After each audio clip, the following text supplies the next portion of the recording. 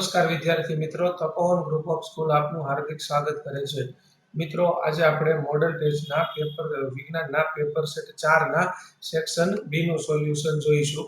તો section B માં વાત કરીએ, નીચેના પ્રશ્નના ટૂંકમાં ઉત્તર આપો, પ્રત્યેકના 2 ગુણ. તો એમાં પહેલો પ્રશ્ન, નીચે આપેલી પ્રક્રિયાને પૂર્ણ કરો. હવે અહીંયા જે આપણે રાસાયણિક પ્રક્રિયા આપેલી છે કઈ છે?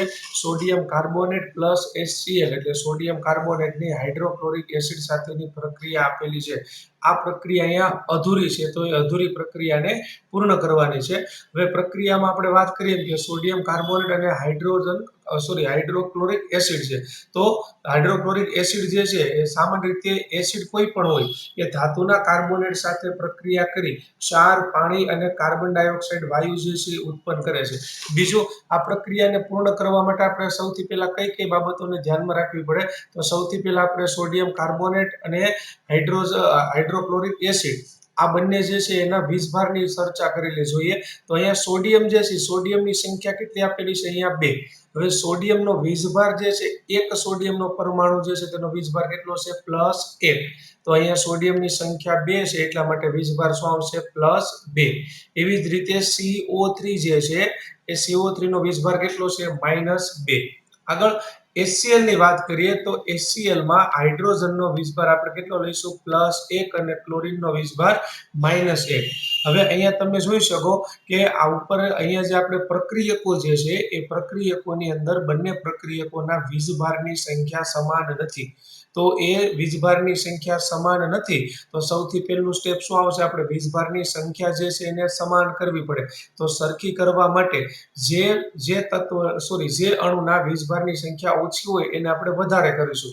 તો અહીંયા હાઇડ્રોક્લોરિક એસિડ જે છે તેના વીજભારની સંખ્યા કેટલી છે? +1 -1. તો અહીંયા સોડિયમ કાર્બોનેટમાં +2 -2 છે. તો HCl માં +2 અને -2 કરવા માટે આપણે HCl ને શું કરવું પડે? 2 વડે ગુણવું પડે. તો HCl ની આગળ આપણે શું લખીશું? 2. તો અહીંયા પ્રક્રિયા તમે જોઈ શકો શું આવશે? Na2CO3 + 2HCl. 2HCl શા માટે લખ્યું? કારણ કે આપણે વીજભારને સમાન કરવા માટે. હવે શું થશે? અહીંયા જે સોડિયમ છે એ સોડિયમનો વીજભાર કેટલો થશે? +2. CO3 નો વીજભાર કેટલો થશે? -2. હવે અહીંયા 2H થયો, હાઇડ્રોજન 2 થયા, એટલે 2 હાઇડ્રોજનનો વીજભાર કેટલો થશે? +2. એવી જ રીતે 2 ક્લોરીનનો વીજભાર કેટલો થશે? -2. તો અહીંયા વીજભારની સંખ્યા જે છે એ સમાન થઈ ગઈ. હવે શું થશે? તો કે હવે આ બંને પ્રક્રિયકો વચ્ચે પ્રક્રિયા કે એને નિપજ બનશે. હવે અહીંયા પ્રક્રિયામાં શું બનશે? તો અહીંયા સોડિયમનો વીજભાર ધન છે અને ક્લોરીનનો વીજભાર ઋણ છે. તો સોડિયમ જે છે એ કોની સાથે જોડાશે? અહીંયા ક્લોરીન સાથે જોડાશે. હવે અહીંયા સોડિયમની સંખ્યા 2 અને ક્લોરીનની સંખ્યા પણ કેટલી છે? 2. તો સમીકરણમાં આપણે નિપજમાં શું બનશે? 2NaCl. કારણ કે બંનેમાં સોડિયમ 2 છે અને ક્લોરીન 2, તો બંનેમાં પરમાણુની સંખ્યા કોમન છે, એટલા માટે આપણે 2 આગળ મૂકી NaCl. બીજું, હવે સોડિયમ જે છે ક્લોરીન સાથે જોડાઈ ગયો એટલે NaCl બન્યું. તો હવે વધ્યો કોણ? CO3 carbonate. આ કાર્બોનેટ જે છે એ અહીંયા જે 2 હાઇડ્રોજનના પરમાણુ છે એ હાઇડ્રોજનના પરમાણુનું શું કરશે? ઓક્સિડેશન કરશે. મતલબ કાર્બોનેટ જે છે આમાંથી એક ઓક્સિજનનું ઓક્સિડેશન હાઇડ્રોજનનું ઓક્સિડેશન કરશે, અને હાઇડ્રોજનનું ઓક્સિડેશન કરે એટલે શું બનશે? H2O. બીજું, CO3 માંથી એક ઓક્સિજન દૂર થવાના કારણે CO3 જે છે એનું રૂપાંતર કેમાં થઈ જશે? CO2 માં. તો અહીંયા પ્રક્રિયા શું બનશે? 2NaCl + H2O પ્લસ શું આવશે? CO2 એટલે કે કાર્બન ડાયોક્સાઇડ. ત્યારબાદ વાત કરીશું આપણે નેક્સ્ટ પ્રશ્નની. તો નેક્સ્ટ પ્રશ્ન, લોખંડનું ક્ષારણ અટકાવવાના 2 ઉપાયો જણાવો. હવે લોખંડ જે છે સામાન્ય રીતે હવાના સંપર્કમાં હોય છે. બીજું કે હવામાં ભેજ હોવાના કારણે લોખંડ જે છે એ લોખંડને કાટ લાગવાની પ્રક્રિયા ઝડપથી થાય છે. તો આ લોખંડને જે કાટ લાગે છે, ક્ષારણ થવું એટલે કાટ લાગવું, તો કાટ લાગવાની જે પ્રક્રિયા છે એ અટકાવવા માટેના કેટલાક ઉપાયો છે. તો એ ઉપાયોની વાત કરીએ તો એમાં શું કરી શકીએ આપણે? તો કે લોખંડ જે છે, લોખંડ ઉપર રંગ લગાવવાથી લોખંડનું ક્ષારણ થતું અટકાવી શકાય. કારણ કે લોખંડને સપાટી ઉપર આપણે રંગ લગાવી દઈએ તો શું થશે? હવાનો ઓક્સિજન અને ભેજ જે છે એ લોખંડની સપાટીના સીધા સંપર્કમાં આવશે નહીં. કારણ કે લોખંડની સપાટી અને હવાના ભેજ વચ્ચે શું આવી જશે? રંગનું આવરણ આવી જાય, જેનાથી આપણે લોખંડનું ક્ષારણ અટકાવી શકીએ. આવી જ રીતે બીજી ઘણી પદ્ધતિઓ છે, જેમ કે તેલ લગાવવાથી ગ્રીઝ લગાવવાથી, ગેલ્વેનાઇઝિંગ કરીને, ક્રોમ પ્લેટિંગ અથવા તો એનોડીકરણ દ્વારા લોખંડનું ક્ષારણ અટકાવી શકાય છે. આ ઉપરાંત મિશ્ર ધાતુ બનાવીને લોખંડનું ક્ષારણ પણ અટકાવી શકાય છે. મિશ્ર ધાતુ બનાવવું મતલબ લોખંડને પીગાળી તેમાં અન્ય ધાતુ અથવા તો અધાતુને ઉમેરી અને મિશ્ર ધાતુ બનાવી તો પણ લોખંડના ક્ષારણ અટકાવી શકાય છે. બીજું અહીંયા ઉદાહરણ એક બીજું આપણે જોઈએ. દાખલા તરીકે સ્ટીલ અને લોખંડ જે છે એને કાટ સામે રક્ષણ આપવા માટે શું કરવામાં આવે છે? લોખંડ ઉપર જે છે ઝીંકનું પાતળું અસ્તર લગાવવામાં આવે છે, ઝીંક ધાતુનું. તો લોખંડની સપાટી ઉપર ઝીંકનું સ્તર લગાવવાની પદ્ધતિને શું કહેવામાં આવે છે? ગેલ્વેનાઇઝેશન પદ્ધતિ કહેવામાં આવે છે. હવે આ પદ્ધતિ શું કામ કરવામાં આવે છે? કારણ કે લોખંડ જે છે એના કરતાં ઝીંક વધુ સક્રિય છે. એટલા માટે શું થશે તો કે હવાનો ઓક્સિજન અથવા તો ભેજ જે છે એ લોખંડ સાથે પ્રક્રિયા કરવાના બદલે કોની સાથે પ્રક્રિયા કરશે? ઝીંક સાથે પ્રક્રિયા કરશે, જેથી આપણે લોખંડને ક્ષારણ થતું અટકાવી શકીએ. બીજું કે કોઈ કારણસર જો લોખંડ ઉપરથી ઝીંકનું સ્તર નીકળી જાય તો પણ ગેલ્વેનાઇઝ જે છે એ શું કરે છે? વસ્તુને કાટ સામે રક્ષણ આપે છે. એટલે કે કદાચ જો ઝીંકનું થોડું ઘણું પડ નીકળી જાય તો પણ લોખંડને કાટ લાગતો નથી. જ્યારે જો લોખંડ ઉપર આપણે કલર કરીએ તો તમને ખ્યાલ હશે કે લોખંડની વસ્તુમાં જે ભાગ ઉપરથી કલર નીકળી જાય એ ભાગ ઉપર કાટ લાગવાનું શરૂ થઈ જાય છે. પણ ગેલ્વેનાઇઝેશન પદ્ધતિમાં ગેલ્વેનાઇઝેશનમાં આવું થતું નથી. એમાં ઝીંકનું અસ્તર લગાવેલું હોય છે. જો ઝીંકનું પડ નીકળી જાય તો પણ શું થાય છે? લોખંડને કાટ લાગતો નથી. સામાન્ય રીતે તમે લોખંડના પેલા જે સ્ક્રૂ આવે છે તો એ સ્ક્રૂ ઉપર નોર્મલી ઝીંકનું અસ્તર લગાવેલું હોય છે. આ ઉપરાંત પતરાઓ જે હોય છે એના ઉપર ઝીંકનું સ્તર લગાવવામાં આવે છે. ત્યારબાદ જોઈએ નેક્સ્ટ પ્રશ્ન નંબર 27. એવી બે રીતો જણાવો કે જેમાં જૈવ વિઘટનીય પદાર્થો પર્યાવરણને પ્રભાવિત કરતા હોય. તો જૈવ વિઘટનીય પદાર્થો કોને કહેવાય? તો કે જે પદાર્થોનું વિઘટન સૂક્ષ્મજીવો વડે થઈ શકતું હોય એવા પદાર્થોને શું કહેવામાં આવે છે? જૈવ વિઘટનીય પદાર્થો કહેવામાં આવે. એટલે કે સજીવો વડે, જેમ કે બેક્ટેરિયા, ફૂગ વડે જે પદાર્થોનું વિઘટન થાય એવા પદાર્થોને જૈવ વિઘટનીય પદાર્થો કહેવાય.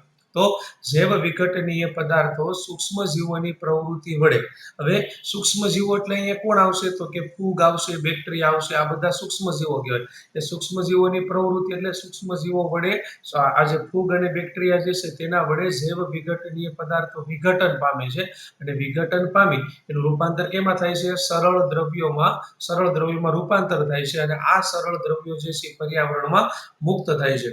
હવે જૈવ વિઘટનીય પદાર્થો ઉદાહરણ તરીકે જ્યારે કોઈ વનસ્પતિ મૃત્યુ પામે અથવા તો કોઈ સજીવ મૃત્યુ પામે તો વનસ્પતિ કે કોઈ પણ સજીવ જે છે એનું શરીર જે છે કેવું કહેવાય? જૈવ વિઘટનીય. ઉદાહરણ તરીકે વનસ્પતિના પર્ણો છે, ડાળી છે, કાગળ છે. તો આ બધી વસ્તુઓ જે છે એ જૈવ વિઘટનીય પદાર્થો, મતલબ સજીવમાંથી બનેલી પ્રત્યેક વસ્તુ જે છે એને આપણે જૈવ વિઘટનીય પદાર્થ કહી શકીએ.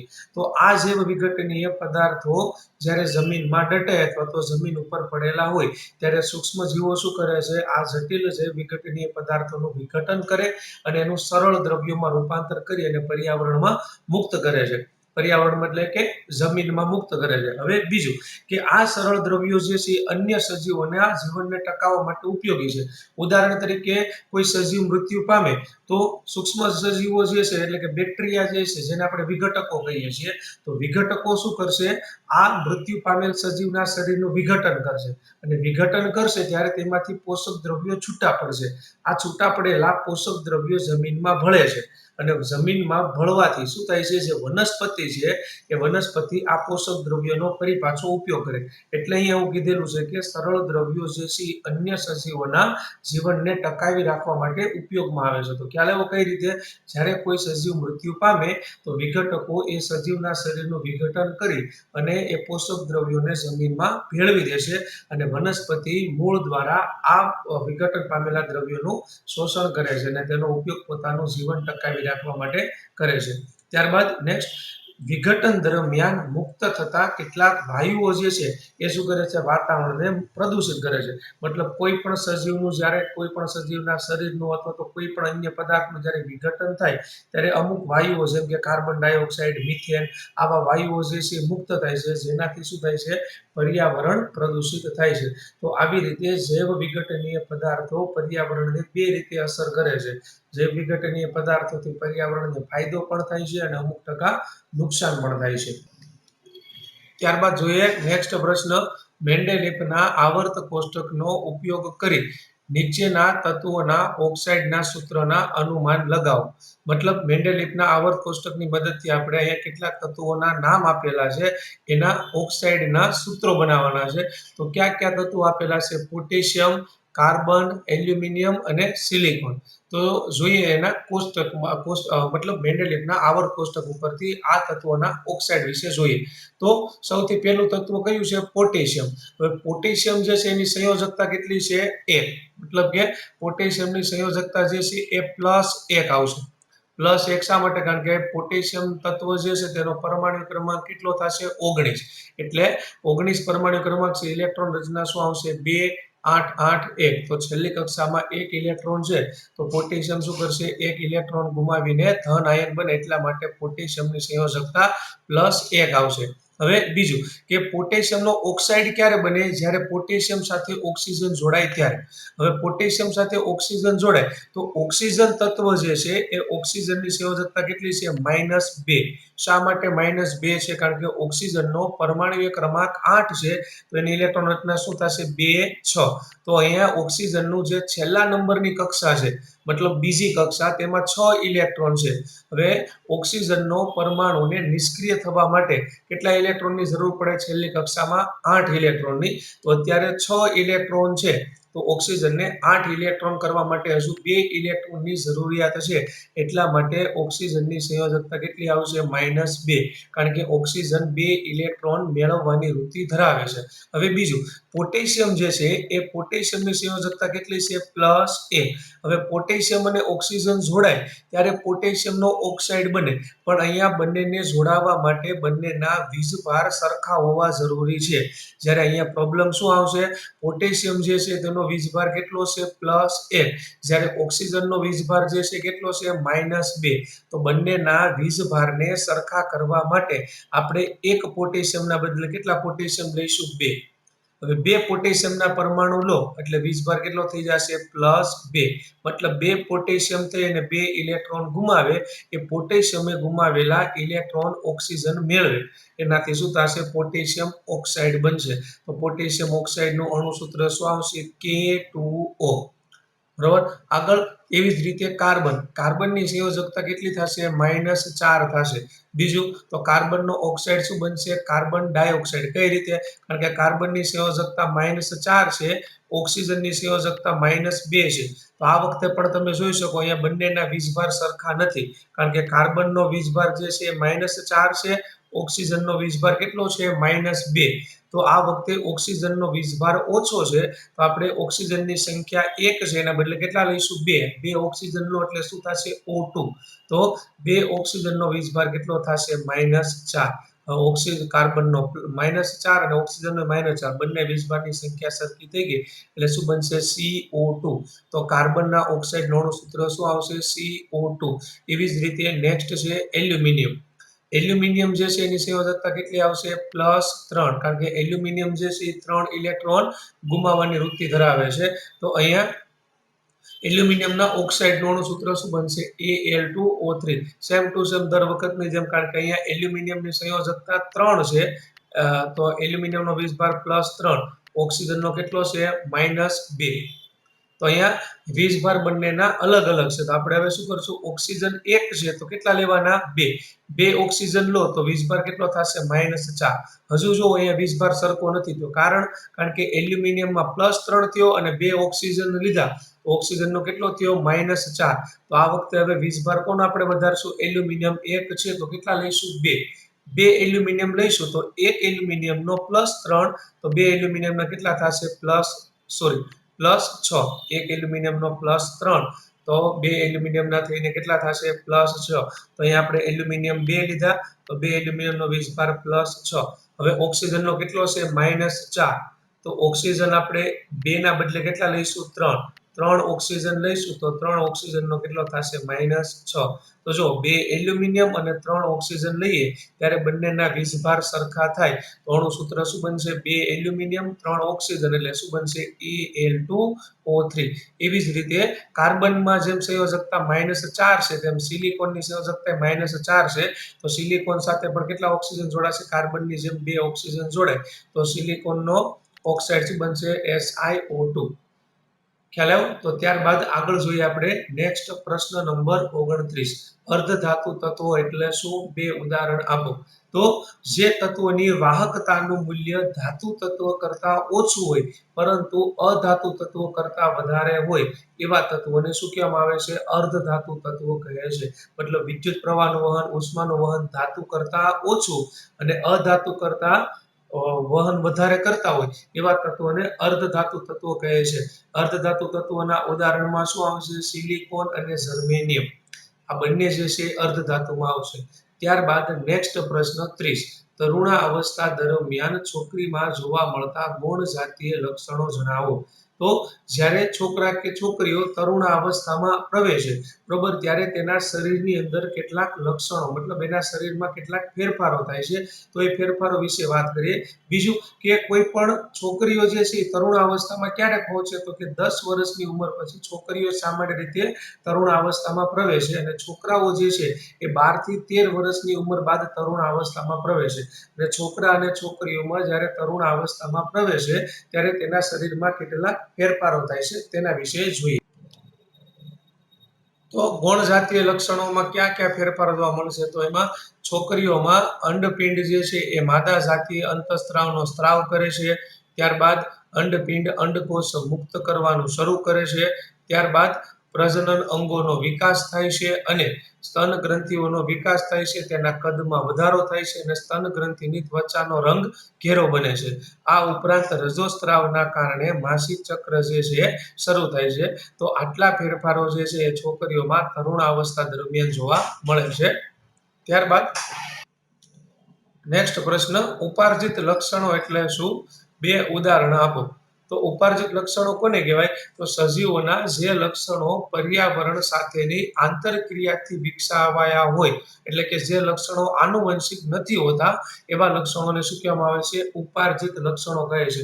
મતલબ સજીવોમાં ઘણા લક્ષણો જે છે એ પર્યાવરણ એનું જ્યારે પ્રતિકૂળ પર્યાવરણ બને છે તો એ પર્યાવરણમાં ટકાવી રાખવા માટે સજીવ તેના શરીરના કોષોમાં ફેરફાર કરે છે જેના કારણે જે લક્ષણો ઉત્પન્ન થાય એવા લક્ષણોને ઉપાર્જિત લક્ષણો કહેવાય છે. મતલબ જે લક્ષણો આપણે આપણા પિતૃમાંથી પ્રાપ્ત નથી થતા પરંતુ આપણે આપણા આજુબાજુના પર્યાવરણમાંથી પ્રાપ્ત કરીએ છીએ. તો પર્યાવરણમાં ટકી રહેવા માટે આપણા શરીરમાં આપણે જે નવા લક્ષણો બને છે દૈહિક કોષોમાં ફેરફાર થવાથી એવા લક્ષણોને શું કહેવામાં આવે છે? ઉપાર્જિત લક્ષણો કહેવામાં આવે છે.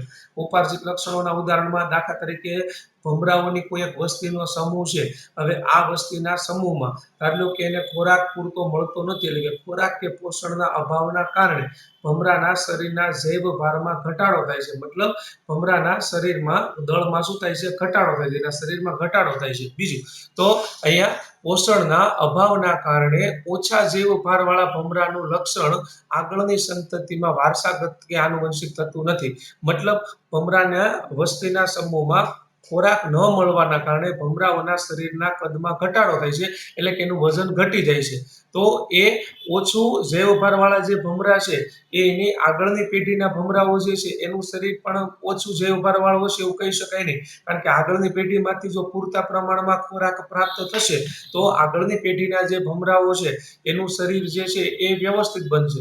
મતલબ એના શરીરનું દળ જે છે એ વ્યવસ્થિત એના જૈવ ભારમાં વધારો થશે. બીજું માનવી દ્વારા પાણીમાં તરવું એટલે કે કોઈ સંતતિના પિતાને જો એને પાણીમાં તરતા આવડતું હોય તો એવું જરૂરી નથી કે એની સંતતિને પણ પાણીમાં તરતા આવડવું. આ ઉપરાંત માનવી દ્વારા પોતાની સ્થાનિક ભાષા ઉપરાંત અન્ય ભાષાઓ બોલવી. મતલબ ઘણા વ્યક્તિઓ જે છે સ્થાનિક ભાષા દાખલા તરીકે આપણી સ્થાનિક ભાષા ગુજરાતી છે તો ગુજરાતી સિવાય આપને અન્ય ભાષા આવડે તો એનો મતલબ એવો નથી કે આપણી સંતતિને પણ આપને આવડે બધી ભાષા આવડે. તો માનવીને પોતાની ભાષા ઉપરાંત અન્ય ભાષા બોલવી એ પણ ઉપાર્જિત લક્ષણોનું ઉદાહરણ છે. આ ઉપરાંત રોલર સ્કેટ પહેરીને સરકવું, મતલબ આપને સ્કેટિંગ કરતા આવડતું હોય તો આપણી સંતતિને પણ સ્કેટિંગ કરતા આવડે એવું જરૂરી નથી. હવે આપણે જે છે એ ભાષા, અન્ય ભાષા શા માટે શીખે? એક એક્ઝામ્પલ લઈએ. દાખલા તરીકે આપણે કોઈ બીજા રાજ્યમાં કે બીજા દેશમાં જઈએ છીએ તો ત્યાં ટકી રહેવા માટે આપણે એ ભાષા શીખેલા છીએ. તો આપણી સંતતિને એ ભાષા આવડે એવું જરૂરી છે નહીં. તો એ લક્ષણને ઉપાર્જિત લક્ષણ કહી શકાય. આ ઉપરાંત અકસ્માતના કારણે ચહેરા ઉપર ઈજાનું નિશાન થવું.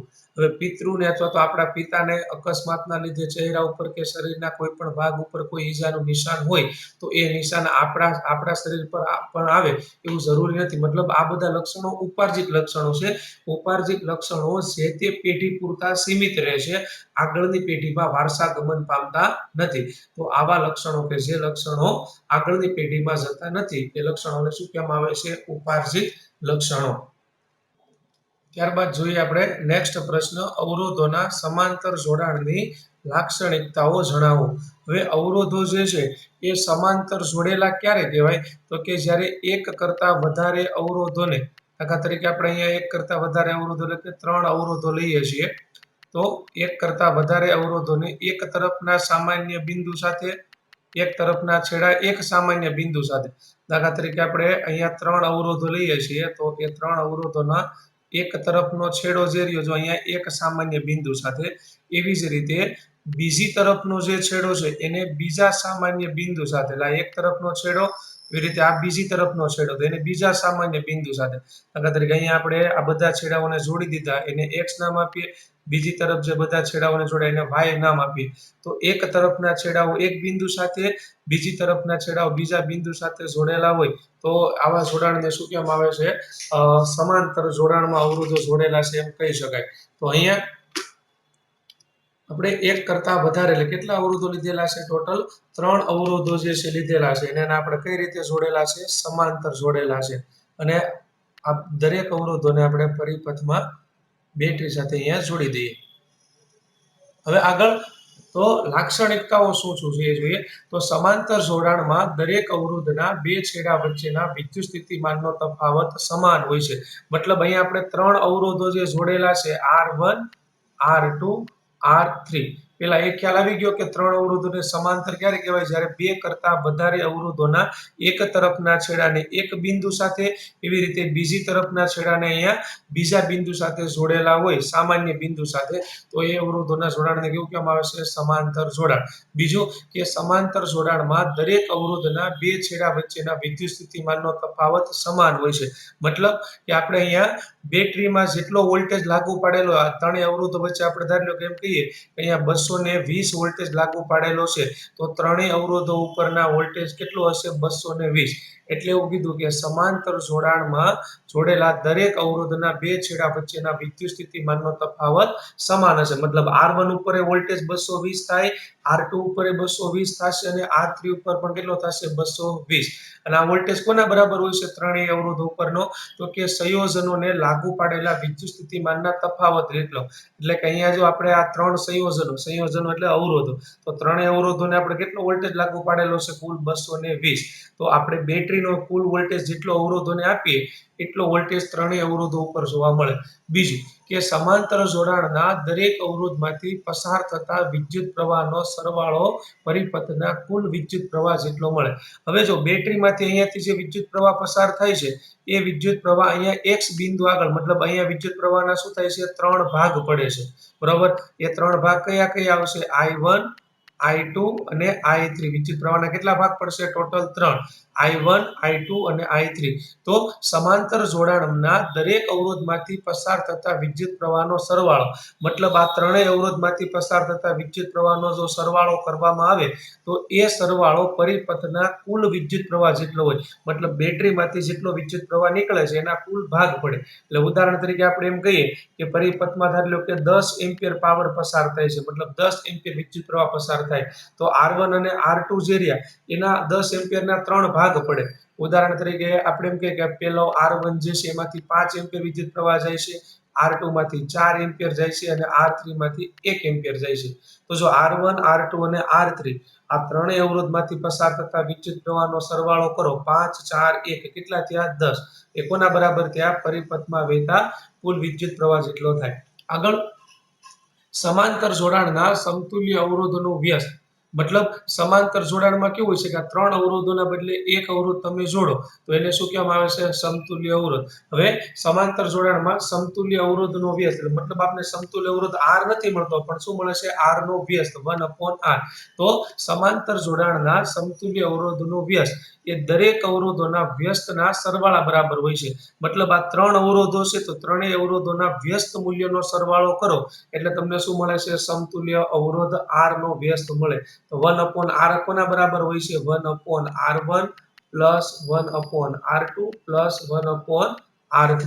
મતલબ આ 3 અવરોધો R1, R2 અને R3 છે તેના વ્યસ્ત મૂલ્યોનો જો આપણે સરવાળો કરીએ તો આપણે સમતુલ્ય અવરોધ R નો વ્યસ્ત મળે છે 1/R. આગળ સમતુલ્ય અવરોધનું મૂલ્ય એ સમાંતરમાં જોડેલા અવરોધમાં નાનામાં નાના અવરોધ કરતાં પણ કેવું મળશે? નાનું. મતલબ અહીંયા આપણે 3 અવરોધો જોડેલા છે એમાં જે નાનામાં નાના મૂલ્યનો અવરોધ હશે એના કરતાં પણ સમતુલ્ય અવરોધનું મૂલ્ય આપણે કેવું મળશે? નાનું મળશે. તો આ વાત કરીએ આપણે સમાંતર જોડાણના અવરોધોની લાક્ષણિકતાઓ. ત્યારબાદ આપણે નેક્સ્ટ પ્રશ્ન જોઈએ. 12 વોલ્ટના વિદ્યુત સ્થિતિમાનનો તફાવત ધરાવતા બે બિંદુ વચ્ચે 2 કુલમ વિદ્યુત ભાર લઈ જવા માટે કેટલું કાર્ય કરવું પડે? તો અહીંયા સવાલમાં વોલ્ટેજ V બરાબર કેટલા આપેલા છે? આપણે 12 વોલ્ટ. બીજું કે વિદ્યુત ભારનો જથ્થો Q બરાબર આપણે કેટલો આપેલો છે? 2 કુલમ જેટલો વિદ્યુત ભારનો જથ્થો છે. અને એક છેડાથી બીજા છેડા, એટલે એક બિંદુથી બીજા બિંદુ સુધી લઈ જવા માટે કેટલું કાર્ય કરવું પડે? તો સૂત્ર શું આવશે કરવા પડતા કાર્યનું સૂત્ર? W બરાબર V into Q. જ્યાં V બરાબર શું આવશે? 12 વોલ્ટેજ અને Q બરાબર શું આવશે? 2 કુલમ. તો 12 ગુણ્યા 2 ઇઝ ઇક્વલ ટુ કેટલા થશે? 24 જૂલ. તો 12 વોલ્ટના વિદ્યુત સ્થિતિમાનનો તફાવત ધરાવતા બે બિંદુ વચ્ચે 2 કુલમ વિદ્યુત ભારને લઈ જવા માટે કેટલું કાર્ય કરવું પડે? 24 જૂલ જેટલું કાર્ય કરવું પડે. ત્યારબાદ નેક્સ્ટ પ્રશ્ન. આપણા ઘરમાં તમામ ઉપકરણોને સમાંતર જોડવામાં આવે છે, શા માટે? તો શા માટે આપણા ઘરની અંદર પરિપથ જે છે એમાં દરેક ઉપકરણોને સમાંતર જોડવામાં આવે છે તેનું કારણ આપણે જોઈએ. તો સમાંતર જોડાણવાળા પરિપથમાં કુલ વિદ્યુત પ્રવાહની દરેક ઉપકરણોમાં જરૂરિયાત મુજબ વહેંચણી થાય છે. કારણ કે સમાંતર જોડાણની અંદર કેવું હોય છે કે અવરોધો જે છે એ એક કરતાં વધારે અવરોધોને એક તરફના સામાન્ય બિંદુ સાથે અને બીજું કે બીજા છેડાને બીજી તરફના સામાન્ય બિંદુ સાથે જોડવામાં આવે. એટલે અહીંયા દાખલા તરીકે આપણે એક કરતાં વધારે અવરોધો લીધેલા છે. દરેક અવરોધોને આપણે એક તરફના છેડાને શું કરેલો છે? એક સામાન્ય બિંદુ સાથે જોડેલો છે. એવી જ રીતે બીજી તરફનો જે છેડાઓ છે એને બીજી તરફના સામાન્ય બિંદુ સાથે જોડેલા છે. અને આ દરેક જે સામાન્ય બિંદુઓ જે રહ્યા બંને એને પરિપથના કુલ બેટરી સાથે જોડવામાં આવે. હવે અહીંયા શું થાય કે જ્યારે બેટરીમાંથી વિદ્યુત પ્રવાહ આવે તો વિદ્યુત પ્રવાહના શું થયા? તો અહીંયા 3 ભાગ પાડેલા છે, આપણે 3 અવરોધો જોડેલા છે તો પ્રવાહના ભાગ કેટલા પડ્યા? ટોટલ 3. તો એવી જ રીતે આપણા ઘરની અંદર વિદ્યુત પ્રવાહ જે છે એ ઉપકરણોની જરૂરિયાત મુજબ શું થાય છે? વહેંચાઈ જાય છે. અને જેના કારણે શું થાય છે? પરિપથનો કુલ અવરોધ ઘટે છે. બીજું કે આપણા ઘરની અંદર આપણે જે ઉપકરણો વાપરીએ છીએ એ દરેક ઉપકરણોના પાવર રેટિંગ જે છે એ જુદા જુદા હોય છે. મતલબ અમુક ઉપકરણો જે છે એના પાવર રેટિંગ વધારે હોય છે, જેમ કે ફ્રીજ છે, વોશિંગ મશીન છે, સગડી, આ બધા એસી, આ બધા ઉપકરણોના પાવર રેટિંગ વધારે હોય છે. ત્યારબાદ ઘણા ઉપકરણો જે છે એના પાવર રેટિંગ ઓછા હોય છે, જેમ કે બલ્બ, પંખો. તો આ બધા ઉપકરણોના પાવર રેટિંગ ઓછા છે. તો અલગ અલગ ઉપકરણોના પાવર રેટિંગ પ્રમાણે એને વિદ્યુત પ્રવાહની જરૂર પડે. વધુ પાવર રેટિંગ વાળા ઉપકરણો છે તો એને વધારે વિદ્યુત પ્રવાહની જરૂર પડે. ઓછા પાવર રેટિંગ વાળા ઉપકરણો છે તેને ઓછા વિદ્યુત પ્રવાહની જરૂર પડે. તો અહીંયા વિદ્યુત પ્રવાહના અવરોધોના શું થાય છે? અવરોધોના મૂલ્ય પ્રમાણે ભાગ પડી જાય. તો અહીંયા તમે જોઈ શકો આકૃતિમાં કે પરિપથમાં વહેતો વિદ્યુત પ્રવાહ જે છે, વિદ્યુત પ્રવાહના કેટલા ભાગ પડ્યા? 3. પણ આ જે 3 ભાગ પડે છે એ કોના ઉપર આધારિત હોય છે? અવરોધના મૂલ્ય ઉપર. અથવા તો આપણે અહીંયા જે ઉપકરણ જોડેલું છે એ ઉપકરણનું પાવર રેટિંગ કેટલું છે તેના ઉપર. એટલે વિદ્યુત પ્રવાહના ભાગ પડતા હોવાથી દરેક ઉપકરણને જરૂરિયાત મુજબનો વિદ્યુત પ્રવાહ જે છે મળી રહેશે. ત્યારબાદ બીજું, સમાંતર જોડાણમાં પ્રવાહની વહેંચણીના કારણે દરેકને જરૂરી વિદ્યુત પ્રવાહ મળી રહેશે અને દરેક ઉપકરણ જે છે યોગ્ય રીતે કાર્ય કરી શકે છે. બીજું કે સમાંતર જોડાણની અંદર પરિપથમાં દરેક ઉપકરણોને 220 વોલ્ટેજ મળે છે, તેથી દરેક ઉપકરણો સરખી રીતે કાર્ય કરી શકે છે. સમાંતર જોડાણની બીજી લાક્ષણિકતા શું છે? તો કે આખા પરિપથના બે છેડા વચ્ચે તમે જેટલો વોલ્ટેજ લાગુ પાડો તેટલો વોલ્ટેજ દરેક અવરોધોને પ્રાપ્ત થાય છે. એટલે દાખલા તરીકે અહીંયા આપણે આ પરિપથને 220 વોલ્ટેજ આપેલા છે, તો અહીંયા આપણે 3 ઉપકરણો જોડેલા છે, તો ત્રણેય ઉપકરણને વોલ્ટેજ કેટલા મળશે? 220. જેનાથી શું થશે? ત્રણેય ઉપકરણ પૂરી કાર્યક્ષમતાથી કામ કરી શકશે. બીજું કે સમાંતર જોડાણમાં કોઈ ક્ષતિના કારણે એક ઉપકરણ બંધ થઈ જાય તો બાકીના ઉપકરણો જે છે એ યોગ્ય રીતે કાર્ય કરી શકે છે. તો આપણે અહીંયા ઉદાહરણ જોઈએ. દાખલા તરીકે અહીંયા આપણે 3 અવરોધો જે છે એને સમાંતર જોડેલા છે. હવે આ 3 અવરોધોમાંથી કોઈ એક ઉપકરણ જે છે એ કાર્ય કરતું બંધ થઈ જાય. ઉદાહરણ તરીકે આ પહેલું ઉપકરણ જે છે કાર્ય કરતું બંધ થઈ ગયું, પહેલા ઉપકરણમાં ખામી આવી, તો પણ શું થશે? જો આ બેટરીમાંથી વિદ્યુત પ્રવાહ જે છે બીજા અને ત્રીજા ઉપકરણમાંથી પસાર થઈ શકે. કારણ શું? વિદ્યુત પ્રવાહને વહેવા માટેનો માર્ગ અહીંયા ક્લિયર છે. જો અહીં જોઈ શકો વિદ્યુત પ્રવાહ અહીંયાથી આવી રીતે જતો રહે નીચે. એવી રીતે આ બીજો અવરોધ જે રહ્યો નીચેનો, એમાંથી પણ વિદ્યુત પ્રવાહ પસાર થઈને જતો રહે. એટલે કોઈ એક ઉપકરણ ધારી લો કે ખરાબ થઈ જાય તો બીજા ઉપકરણોમાંથી વિદ્યુત પ્રવાહ જે છે એ પસાર થઈ શકે. એટલા માટે ઘરની અંદર ઉપકરણો જે છે એને આપણે સમાંતરમાં જોડીએ છીએ. આગળ, સમાંતર જોડાણના પરિપથમાં દરેક ઉપકરણને સ્વતંત્ર કળ એટલે કે સ્વતંત્ર સ્વિચ હોવાથી બીજા ઉપકરણો જે છે એને ખલેલ પહોંચાડ્યા વગર આપણે ચાલુ બંધ કરી શકીએ.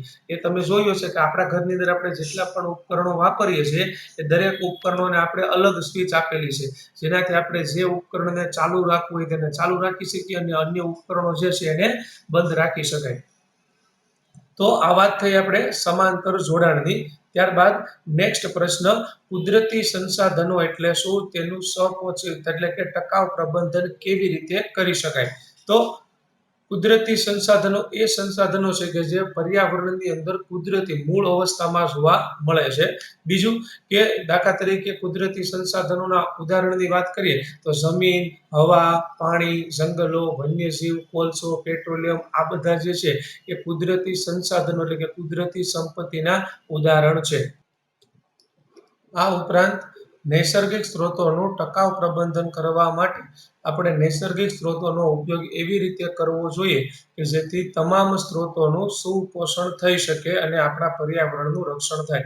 મતલબ આપણી આજુબાજુમાં જે આ કુદરતી સંપત્તિ જે છે તેનો ઉપયોગ આપણે એવી રીતે કરવો જોઈએ કે જેથી પર્યાવરણનું રક્ષણ થાય. મતલબ જરૂરિયાત મુજબ આ કુદરતી સંપત્તિ જે છે બરોબર, તો એને વેડફવી ના જોઈએ. આ ઉપરાંત જરૂરિયાત હોય એ પ્રમાણે જો કુદરતી સંસાધનનો ઉપયોગ કરવામાં આવે તો આગળની પેઢી જે છે એ પણ આ કુદરતી સંસાધનનો ઉપયોગ કરી શકે. બીજું કે કુદરતી સંસાધનનું ટકાઉ પ્રબંધન કરવા માટે કેટલાક નિયમો જે છે એ બહાર પાડવામાં આવે છે, જેમાંનો એક નિયમ છે કાર્બન ડાયોક્સાઇડના ઉત્સર્જનના નિયમન માટે યુરોપિયન નિયમો અમલમાં છે. બીજું કે આ નિયમ અનુસાર કાર્બન ડાયોક્સાઇડના ઉત્સર્જનની અનુમતિ યુક્ત માત્રાઓ જે છે નક્કી કરવામાં આવેલી છે. મતલબ જે તે દેશ દર વર્ષે કેટલા જથ્થામાં કાર્બન ડાયોક્સાઇડ વાયુ ઉત્પન્ન કરી શકે એટલે કે મુક્ત કરી શકે વાતાવરણમાં, એના માટેના કેટલાક નિયમો બહાર પાડવામાં આવેલા છે કે જેનાથી પર્યાવરણને ઓછું પ્રદૂષણ થાય, પર્યાવરણમાં ઓછું નુકસાન થાય પર્યાવરણને. બીજું કે કાર્બન ડાયોક્સાઇડના ઉત્સર્જનને ઘટાડવા માટે આપણે વાહનોનો મર્યાદિત ઉપયોગ કરવો જોઈએ. મતલબ જરૂર હોય તો જ વાહનોનો ઉપયોગ કરવો જોઈએ. શક્ય હોય ત્યાં સુધી પબ્લિક ટ્રાન્સપોર્ટનો ઉપયોગ કરવો જોઈએ કે જેનાથી શું થાય છે, વાતાવરણમાં કાર્બન ડાયોક્સાઇડનો ઉમેરો ઓછો થાય, જેથી પર્યાવરણને ઓછું નુકસાન થાય છે.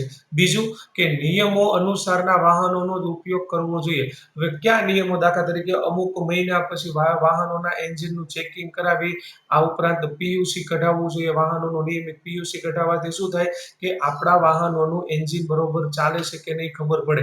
મતલબ આપણા વાહનનું એન્જિન જો વધુ માત્રામાં પ્રદૂષણ ઉત્પન્ન કરતું હોય તો એ પીયુસીના આધારે આપણે ખ્યાલ આવે, તો તેના આધારે આપણે એન્જિન જે છે વાહનોનું એનું સર્વિસ કરાવી એને રિપેર કરાવી શકીએ, જેથી પર્યાવરણમાં પ્રદૂષણ ઓછું થાય. આગળ, આ ઉપરાંત વૃક્ષારોપણ કરી અને પણ પર્યાવરણના સંરક્ષણમાં મદદ કરવું જોઈએ. તો જો આપણે આપણી આજુબાજુના કુદરતી સંસાધનો જે છે તેનો સપોષિત એટલે કે ટકાઉ રીતે વ્યવસ્થિત રીતે જો આપણે એનો ઉપયોગ કરીશું તો આપણને અને તેમજ આપણી આગળની જે પેઢી છે તેને એ મદદમાં આવશે.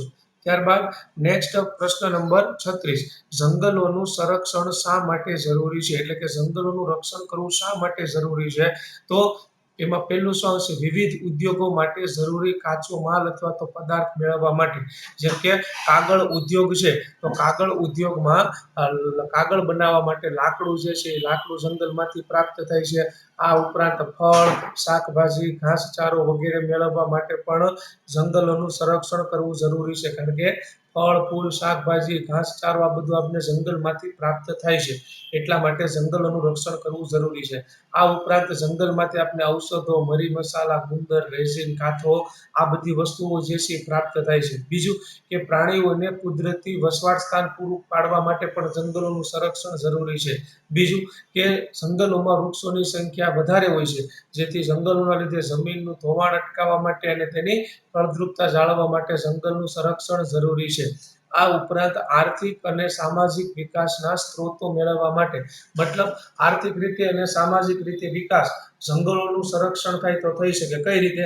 કારણ કે જે તે વ્યક્તિઓ જે છે એ જંગલમાંથી દરેક વસ્તુઓને મેળવે છે. ઘાસચારો છે, ફળ ફૂલ, શાકભાજી, ઔષધો, મરી મસાલા આ દરેક વસ્તુઓ વ્યક્તિઓ જંગલમાંથી મેળવી અને બહાર વેચે છે. જેનાથી શું થાય છે? જે તે વ્યક્તિની આવકમાં વધારો થાય છે. એટલે એવું કહી શકાય કે આર્થિક વિકાસના સ્ત્રોત મેળવવા માટે જંગલનું સંરક્ષણ જરૂરી છે. આ ઉપરાંત વાતાવરણની અંદર કાર્બન ડાયોક્સાઇડ અને ઓક્સિજનના પ્રમાણની માત્રાને જાળવવા માટે તેમજ પૃથ્વીના સરેરાશ તાપમાનની જાળવણી કરવા માટે જંગલોનું સંરક્ષણ જે છે એ જરૂરી છે. મતલબ જંગલોમાં જો વૃક્ષો વધારે હશે તો વાતાવરણની અંદર ઓક્સિજન અને કાર્બન ડાયોક્સાઇડ વાયુની માત્રા જળવાઈ રહેશે. બીજું કે વૃક્ષોની સંખ્યા જો વધારે હશે તો પૃથ્વી પર ભેજની માત્રા પણ જળવાઈ રહેશે, જેનાથી પૃથ્વીનું સરેરાશ તાપમાન જે છે એ પણ જળવાઈ રહેશે. તો આવી રીતે જંગલોનું સંરક્ષણ જે છે આપણે જંગલમાંથી દરેક વસ્તુઓ પ્રાપ્ત થાય છે તો એ આપણને તેમજ આપણી આગળની પેઢીને પ્રાપ્ત થતી રહે, મળતી રહે તે માટે જંગલોનું સંરક્ષણ કરવું જરૂરી છે. તો મિત્રો આ વાત કરી આપણે સેક્શન બી ની. ત્યારબાદ નેક્સ્ટ લેક્ચરમાં આપણે સેક્શન સી વિશે જોઈશું.